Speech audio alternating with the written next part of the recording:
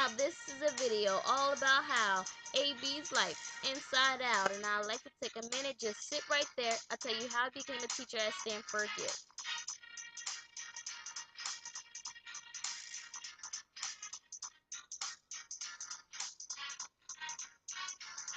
On December 4th, 1925, Bandura had just arrived. He went to college at UBC, and in 1951 he received a psychology degree.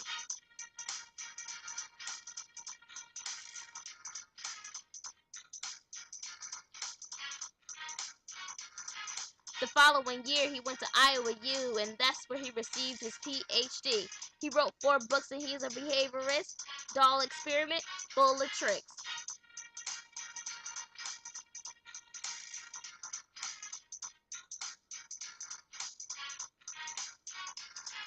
So now guess who? It's Bandura. Yeah, that's who. Welcome to Psychology Today. Today on our show, we will be interviewing Albert Bandura. Hope you like the show. So, Mr. Bandura, how are you doing today? I'm wonderful. How are you? Very good. Just have a few questions for you. Okay, go ahead and shoot. What was your most famous experiment? Personally, I believe it's the Bobo doll experiment, which I think I performed in 1961. That's what it was. And it's a pretty famous experiment. I mean, it helped me become what I am today. Could you explain the Bobo doll experiment to us? Yeah, so basically I let children watch an adult beat a doll, and the adult would then get a reward for beating said doll.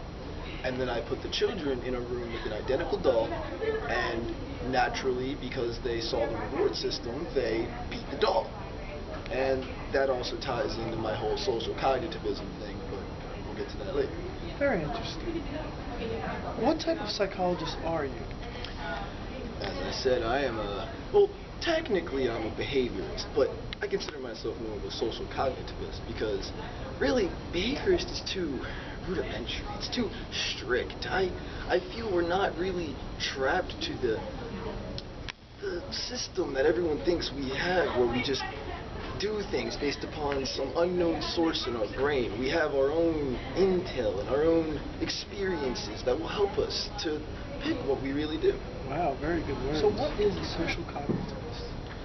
A social cognitivist really is more of an advanced form of behaviorist, because behaviorists believe that we all have these distinct natural instincts that we have, and really we have our own decisions. We can decide for ourselves what we want to do, and it's not as simple as they think it is. I think I go more in depth than they do. Freedom of choice. Just a little educational background. Yeah, I can. I went to the University of British Columbia to get my bachelor's degree, and that was nice. It was a good college. I enjoyed it quite a lot. So then I went back to the University of Iowa to get my doctorate in clinical psychology. And that pretty much sums up how much schooling I had. I mean, prior to that, I lived in a very small town, not many children. I pretty much taught myself. So what did you do after that? Well, since 1953, yes, I'm old.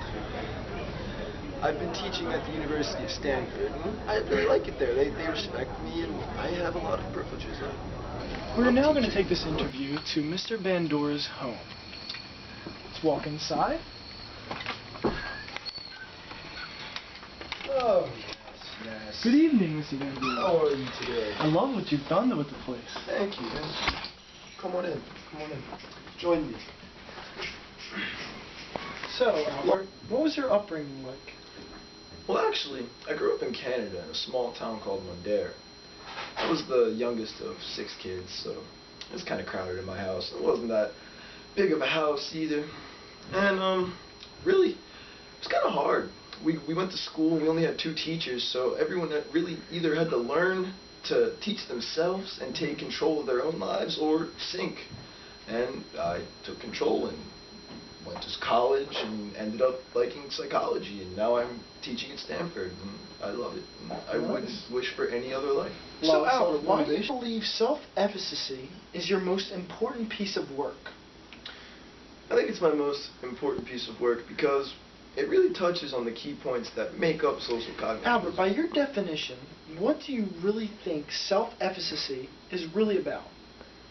Self-efficacy really is the belief that you can achieve any goal So, you Albert, I want. thank you for coming on our show today. Of course, of course. I hope you join us again. And ladies and gentlemen, I hope you've enjoyed all the information that Mr. Albert has given us on social cognitivism. Thank you and good night. For everyone here on the Psychology Today show, we would really like to thank Mr. Albert Bandura for coming on the show today and giving us a lot of information on social cognitivism. Please join us next week for our interview with B.F. Skinner. Thank you and good night. So, Albert, you've written... Every time I give you that, So, Albert, you've written many books and articles. Yes, actually. Wait, I didn't say the end.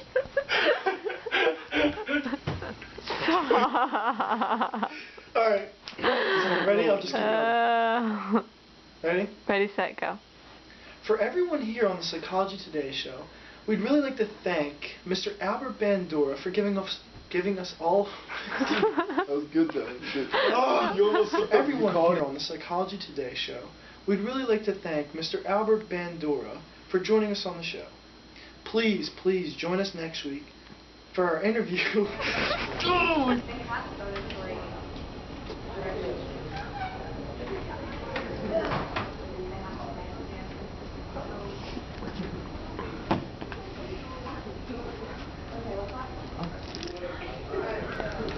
This child was shown the video, and this is how she reacted.